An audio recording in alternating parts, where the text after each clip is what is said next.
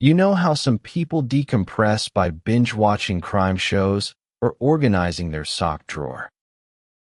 Well, for me, it's gardening.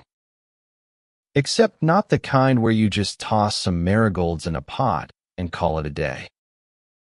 I mean serious gardening. I'm talking about imported orchids, native pollinators, soil pH balancing the whole 9 yards. It's how I cope with my OCD. And frankly, it turned my little patch of suburbia into a floral wonderland.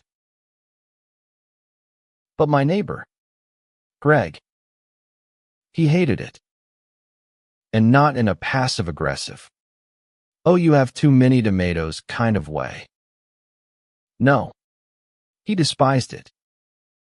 The HOA often praised my yard as the shining example of the block.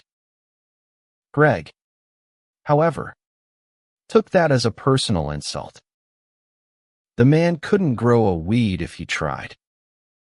And trust me, he did try with soil so dry I swear it had beef with water.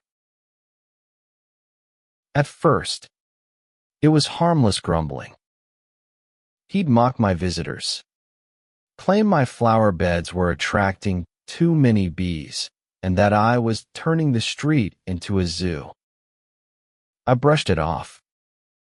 I even offered to help him fix up his own yard. He declined. Naturally. Too proud. Too bitter. Too. Greg.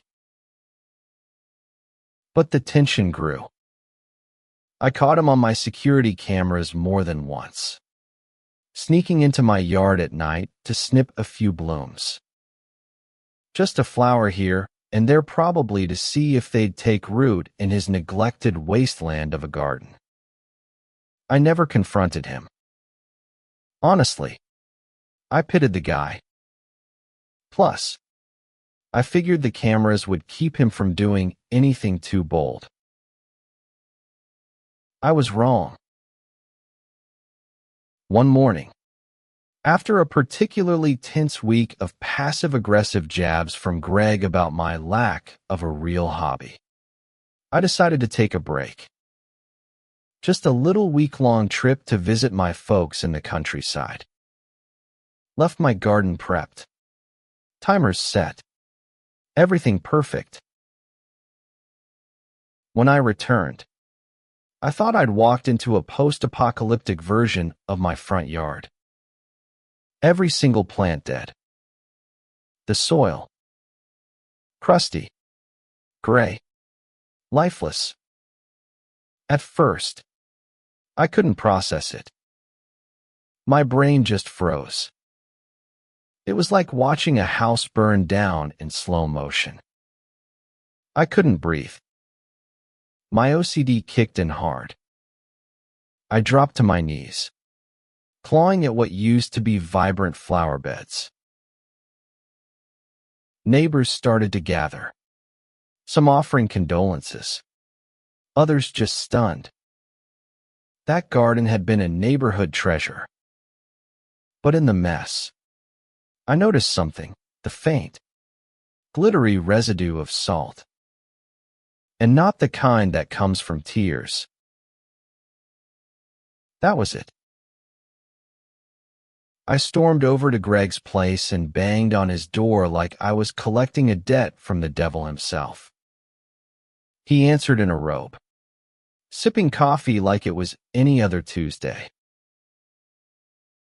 "Oh no," he said, faking shock as he glanced at my garden. "What happened there?"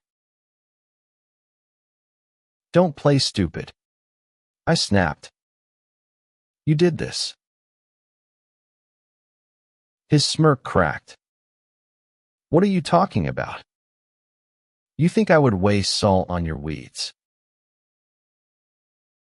"I have cameras." The smirk vanished completely.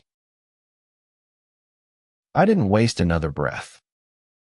I marched home, pulled the footage, and sure enough, there he was. under the moonlight, spreading salt like a villain in a Scooby-Doo episode. I even caught a close-up of his smug little face. I returned, video in hand, and played it in front of a small crowd of neighbors. Greg tried to slap my phone away. Too late. The damage was done. And the look on his face when someone muttered, "What a psycho," was priceless. "You're just trying to make me look bad," he yelled. "You did that all on your own," I said. And that's when he laughed. Actually laughed. "What are you gonna do? Sue me over some plants?" Challenge accepted.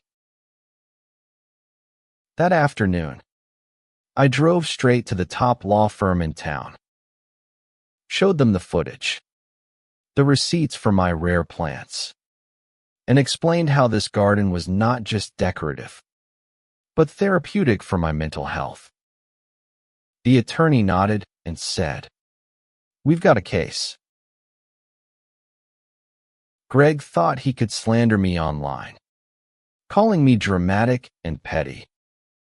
He said I salted my own garden for sympathy.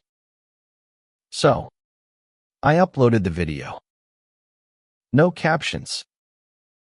No commentary. Just the raw, damning evidence. The internet did the rest. Greg was roasted harder than a Thanksgiving turkey. He was kicked out of all our neighborhood groups for harassment and spam. In court, Greg tried to spin it like I was bullying him with my garden. The judge barely held back a laugh. She reviewed the evidence, saw the years of flower theft on record, and awarded me the full $10,000 I requested.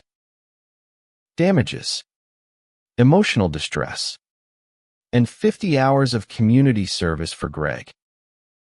He exploded, calling the court a circus. The judge told him to leave before she added contempt to the list. Now, Greg avoids me like I'm radioactive. The other neighbors, they helped me rebuild the garden. It looks even better now. Some of them even started planting their own beds. Greg's yard, still sad and empty. A perfect metaphor. So tell me in the comments, how would you have handled a neighbor like Greg? Ever had a garden war in your neighborhood? Let's hear your HOA horror stories below, and don't forget to like the video if you think karma finally did its job.